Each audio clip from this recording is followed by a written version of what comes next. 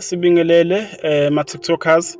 Kuyintokozo enhle nejabulisayo ukuthi ngo-April ama-classes ethu a-online, njengoba sathembisa ukuthi kuzohamba sibe nama-online classes la sifundisa khona ngezinto ezisithintayo, la sifundisa khona ngesintu, la sifundisa khona nge-personal development, la sifundisa khona ngomlando wethu and business and money.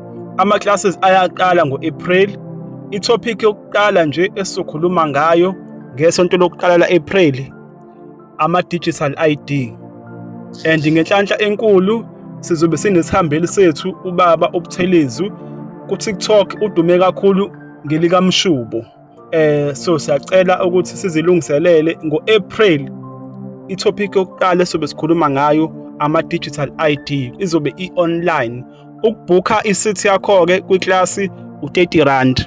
Uma ufuna ukukhokhela amaklasi awu-2 njengoba siba namaklasi each and every week, uyakwazi lapho uthola i-discount ngoba amaklasi awu-2 kuba u-R50.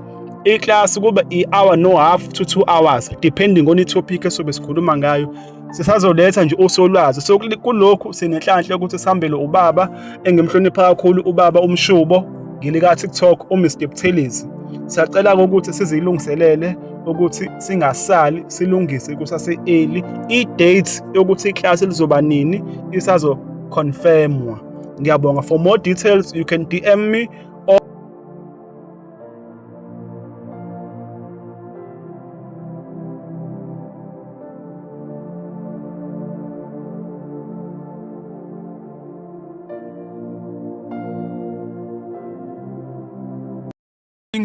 Sibingelele kubo bonke abalandeli bethu kwi-Asikhulisane Talk Show. Sifisa ukuveza la ukuthi siseyinhlelweni zokuthi kuhambe sibe nama-classes, right? Njengamanje kwamanye ama-experts sisa-business training, kodwa sifisa ukuthi sibe nama-classes nje ekuhambeni kwesikhathi. So we have created a WhatsApp group. Ilinki i-attach-iwe kwi-bio yami. Mungena kwi-profile yami kwi-bio, ilink ya WhatsApp group ngiyifake khona. So kumuntu ozoba interested mhlawumbe ukuthi abe ingxenye ye-Asikhulisane angayijoyina i-group, ngoba ezinye izinto zizochazwa khona, ezinye izinto zizokhulunywa khona. Even if ngisho ngathiwa mhlawumbe ufisa ukuthi ube involved nawe kuma-videos esiwenzayo, mhlawumbe ufisa ukuthi usuggest ama-topics noma ufisa ukuthi ube involved, uzokwazi ukuthi upropose khona egroupini. And ama-classes ethu esizowaqala ekuhambeni kwesikhathi azofocusa ey'ntweni eziwu-4: isintu, umlando wethu thina abantu abamnyama, because sifidwe umlando o-wrong, sifidwe udoti womlando ophambanisiwe, right?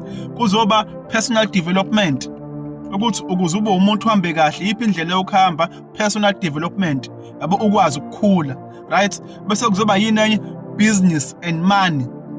Sizogxila kakhulu kule ye-business and money sabantu abamnyama, nayo sizokhuluma ngayo, sifundisane, sikhulisane ngayo.